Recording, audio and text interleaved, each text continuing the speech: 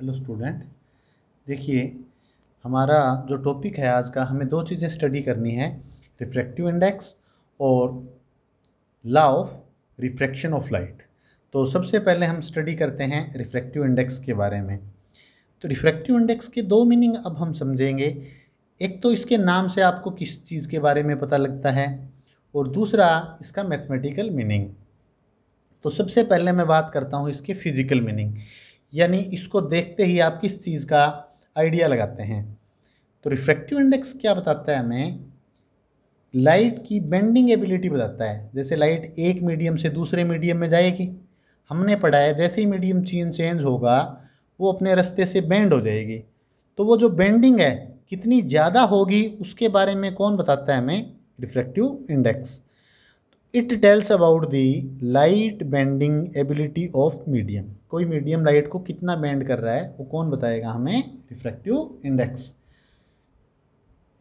अब देखिए, अगर दो मीडियम हमने लिए हैं, एक मीडियम का रिफ्रैक्टिव इंडेक्स बहुत ही कम है, दूसरे का रिफ्रैक्टिव इंडेक्स बहुत ही ज़्यादा है, तो वो जो लाइट है उसकी बेंडिंग उतनी ही ज़्यादा होगी।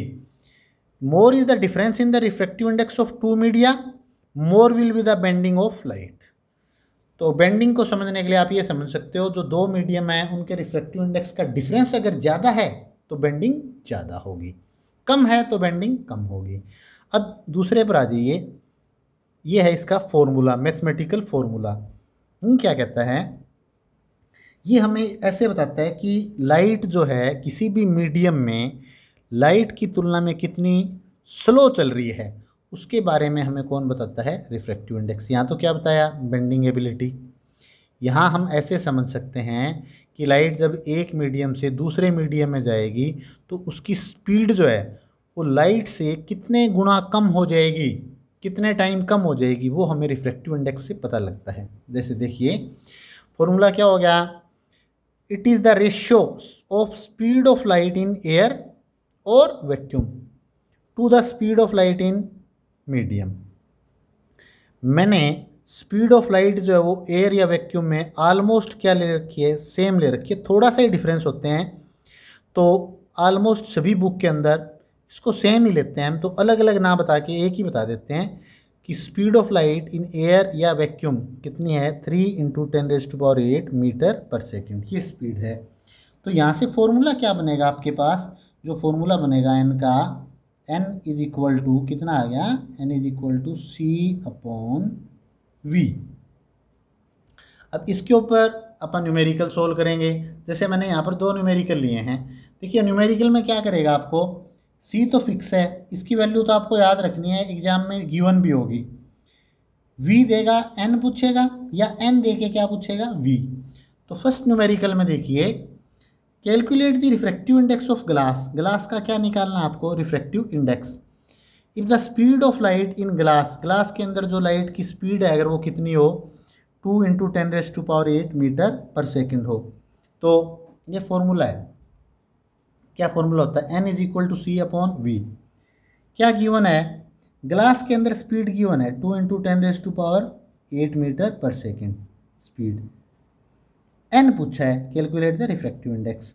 तो वैल्यू पुट कर देंगे, ये c है 3 × 10⁸ मीटर पर सेकेंड। अभी बताया आपको, जो ग्लास है वो क्या है? मीडियम। तो मीडियम के अंदर जो स्पीड है वो गिवन है 2 × 10⁸। ये मीटर पर सेकेंड से मीटर पर सेकेंड कैंसिल हो गया, n कितना आ गया? 3/2। 3/2 यानी ये आ गया 1.5। अब दूसरा देखिए, light travel from air to glass having refractive index 1.5। What is the speed of light in glass? तो हमें n पता है, फॉर्मूला क्या होता है? c/v। अब आपको क्या गिवन है? Refractive index. तो n को तो डिवाइड में ले आए, v को ऊपर ले गए। What is the speed of light पूछी है, तो c तो गिवन है 3 × 10⁸ मीटर पर सेकेंड। n कितना हो जाएगा? 1.5। ये तो ये रहा रिफ्रैक्टिव इंडेक्स। यहाँ पुट कर दीजिए c 3 × 10⁸ मीटर पर सेकेंड, और रिफ्रैक्टिव इंडेक्स है 1.5।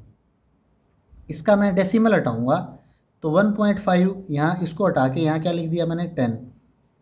3 × 5 = 15, 5 × 2 = 10। तो ये कितना आ गया? 2 × 10⁸ ये यूनिट है मीटर पर सेकंड। तो दोनों न्यूमेरिकल में हमने ये देखा कि अगर v दे रखा है तो आप क्या निकाल सकते हो n, अगर n दे रखा है तो v। मैंने दोनों बेस के न्यूमेरिकल यहाँ पर आपको करवा दिए। अब हम थोड़ा सा रिफ्रैक्टिव इंडेक्स के बारे में और स्टडी करते हैं। रिफ्रैक्टिव इंडेक्स जो है वो किन किन चीज़ों के ऊपर डिपेंड करता है। सबसे पहले नेचर ऑफ मीडियम पर। जैसे आपने दो मीडियम लेने हैं, जब लाइट एक से दूसरे मीडियम में जाएगी तो इसकी जो वैल्यू है वो मीडियम के नेचर पर भी डिपेंड करती है। जैसे एयर के लिए रिफ्रैक्टिव इंडेक्स की वैल्यू कुछ अलग होगी, ग्लास के लिए इसकी वैल्यू कुछ अलग होगी। और दूसरा जो रिफ्रैक्टिव इंडेक्स है, जो भी लाइट आप फॉल करवा रहे हो, जैसे हम कहते हैं ना incident ray, refracted ray of light, उनका कलर कैसा है। अब जो लाइट का कलर होता है, जैसे रेड है, ब्लू है, जो भी कलर है, प्रत्येक कलर की क्या होती है अपनी वेवलेंथ, या हम यूँ कह सकते हैं कि हर एक कलर को हम किससे डिफाइन करते हैं, वेवलेंथ से डिफाइन करते हैं। तो दोनों में से एक बात बोल सकते हो आप कि refractive index depend on the colour of light used या वेवलेंथ ऑफ लाइट यूज्ड, क्योंकि हर एक वेवलेंथ का अपना क्या होता है, पार्टिकुलर कलर होता है। ठीक है, तो ये रिफ्रैक्टिव इंडेक्स दो पैरामीटर के ऊपर डिपेंड करता है। अब कुछ एक सब्सटेंस हैं जिनका रिफ्रैक्टिव इंडेक्स आपको याद रखना होगा, वो आप याद रखेंगे refractive index of some substances. जैसे एयर है, एयर का रिफ्रैक्टिव इंडेक्स ऑलमोस्ट कितना होता है, 1। आइस का रिफ्रैक्टिव इंडेक्स ऑलमोस्ट होता है 1.31, वाटर का है 1.33। ग्लास, अब अलग अलग क्वालिटी के ग्लास होते हैं, तो मैं लगभग इनका जो रिफ्रैक्टिव इंडेक्स है वो होता है 1.5। सबसे ज़्यादा जो रिफ्रैक्टिव इंडेक्स होता है मटेरियल में से डायमंड का होता है, कितना होता है, 2.42। अब देखिए रिफ्रैक्टिव इंडेक्स से हमें कैसे क्या पता लगता है। जिस सब्सटेंस का रिफ्रैक्टिव इंडेक्स ज़्यादा होगा वो बताता है कि वो मीडियम ऑप्टिकली डेंसर है, और जिसका रिफ्रैक्टिव इंडेक्स कम है उससे हमें ये पता चलेगा कि वो जो सब्सटेंस है, या मैं बात करूँ वो जो मीडियम है, वो ऑप्टिकली रेयर मीडियम है। तो इस substance having higher refractive index is optically denser, जिसका रिफ्रैक्टिव इंडेक्स ज़्यादा होगा वो क्या होगा, डेंसर होगा, as compare to other medium having lower refractive index. अब अगर मैं बात करूं, आपको ये क्वेश्चन दिया है मैंने, pick the medium which one is rarer and which is denser. आपको दो मीडियम दे रखे हैं, एक मीडियम का रिफ्रैक्टिव इंडेक्स दे रखा है 1.5, ठीक है, और एक का रिफ्रैक्टिव इंडेक्स दे रखा है 2.42। आपको ये पिक करना है कि कौन सा मीडियम रेयरर है और कौन सा मीडियम डेंसर है। तो मैंने ऊपर आपको बताया है, जहाँ पर रिफ्रैक्टिव इंडेक्स की वैल्यू हाई होगी, हाइयर रिफ्रैक्टिव इंडेक्स है, वो क्या होता है, ऑप्टिकली डेंसर होता है। तो यहाँ रिफ्रैक्टिव इंडेक्स की वैल्यू हाई किस में है, N2 वाले में, तो N2 इज डेंसर मीडियम, और N1 में जो रिफ्रैक्टिव इंडेक्स की वैल्यू कम है वो कैसा मीडियम है, दैट इज रेयरर मीडियम। तो यहाँ हमने ये बताया, ये आपको कुछ एक सब्सटेंस है जिनके रिफ्रैक्टिव इंडेक्स याद रखने चाहिए, और हमें रिफ्रैक्टिव इंडेक्स से दो चीज़ों का पता लगता है कि ये हमें ये बता सकता है कि कोई भी मीडियम अगर रिफ्रैक्टिव इंडेक्स की लो वैल्यू रखता है तो वो रेयरर होगा, और जहाँ रिफ्रैक्टिव इंडेक्स की हाई वैल्यू है तो वो मीडियम क्या होगा, डेंसर होगा। और किन किन फैक्टर पे डिपेंड करता है, एक तो मीडियम के नेचर पे, और दूसरा जो भी आपने कलर लिया है लाइट का उसके ऊपर डिपेंड करेगा। अब देखिए हम पढ़ने हैं law of refraction of light. Law of refraction of light, first law क्या कहता है, कहता है जो इंसिडेंट रे है, ये इंसिडेंट रे, रिफ्रैक्टेड रे, ये रिफ्रैक्टेड रे, and normal at the point of incidence, जहाँ वो इंटरसेक्ट करेंगे वो पॉइंट एक ही प्लेन के अंदर होगा। इसको समझने के लिए आप यूँ समझ सकते हैं, ये जैसे ये रे ऑफ लाइट आई इस टाइप से, जब तक इसको कट नहीं कर रही, इसका प्लेन अलग है, जैसे इसको टच करेगी यहाँ आ गई है, टच कर गई।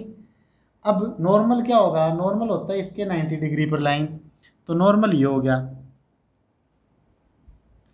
और जब ये टच करने के बाद जब बाहर जाएगी तो ऐसे इसको टच करती हुई बाहर निकलेगी। तो अपन ये कहते हैं कि जिस पॉइंट के ऊपर ये इंटरसेक्ट करती हैं वो तीनों पॉइंट एक ही प्लेन में होंगे। इसको समझने के लिए अगर मैं इसको एक्स एक्सिस ले लूँ, इसको वाई, तो ये तीनों पॉइंट किस में होंगे, एक्स वाई प्लेन के अंदर।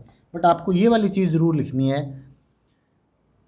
At the point of incidence, या आप इसकी जगह लिख सकते हो at the point of intersection, जहाँ वो इंटरसेक्ट कट करेंगे तीनों के तीनों एक ही प्लेन के अंदर होंगे।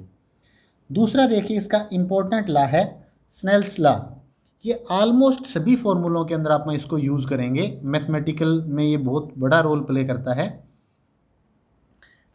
अब हमने ये मान लिया कि रिफ्रैक्शन होने के लिए कितने मीडियम होने चाहिए, एटलीस्ट 2 मीडियम।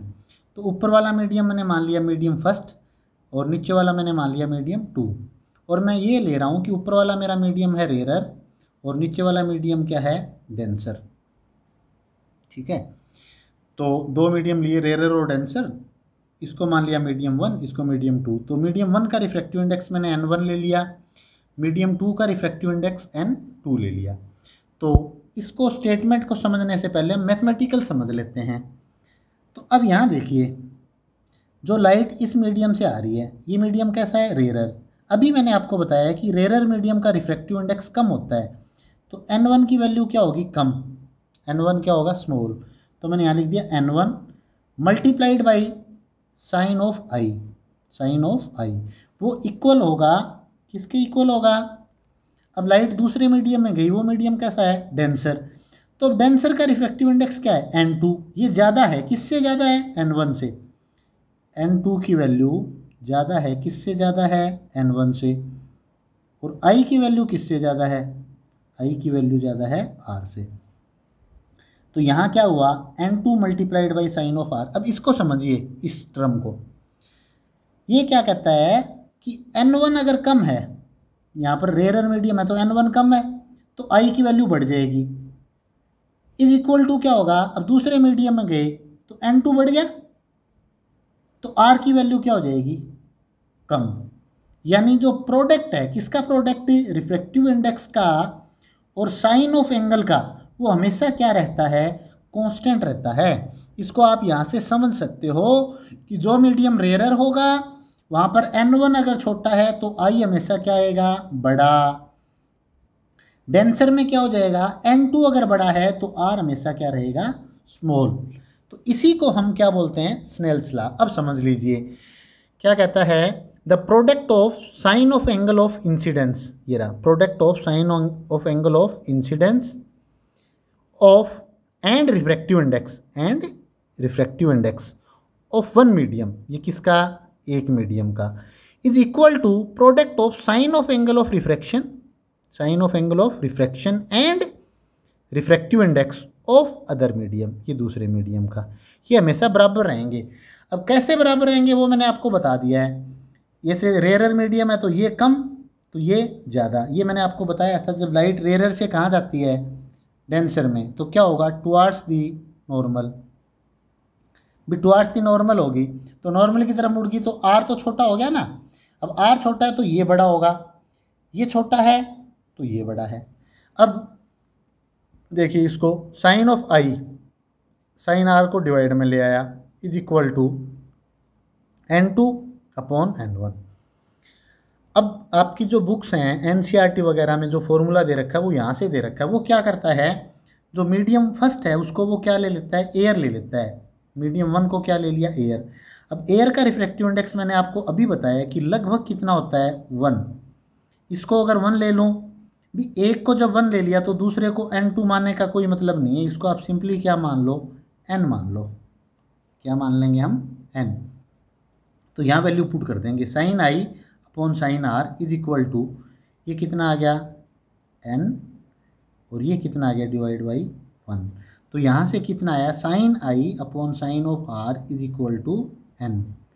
तो कई बुक्स के अंदर जो दूसरा लॉ है उसको सिंपली ऐसे भी लिखा जाता है, कैसे, कहता है कि the ratio of sine of angle of incidence to the sine of angle of refraction is equal to refractive index of medium. यहाँ तक बोल के भी वो बता देता है। ठीक है, तो ये था हमारे पास सेकंड लॉ। अब सेकंड लॉ को याद रखने के लिए आप ऐसे ही अप्लाई करना कि जहाँ से भी लाइट आ रही है पहले उसका रिफ्रैक्टिव इंडेक्स लिखो, फिर उसका जो भी साइन ऑफ एंगल है वो लिखो। वो किसके बराबर होगा?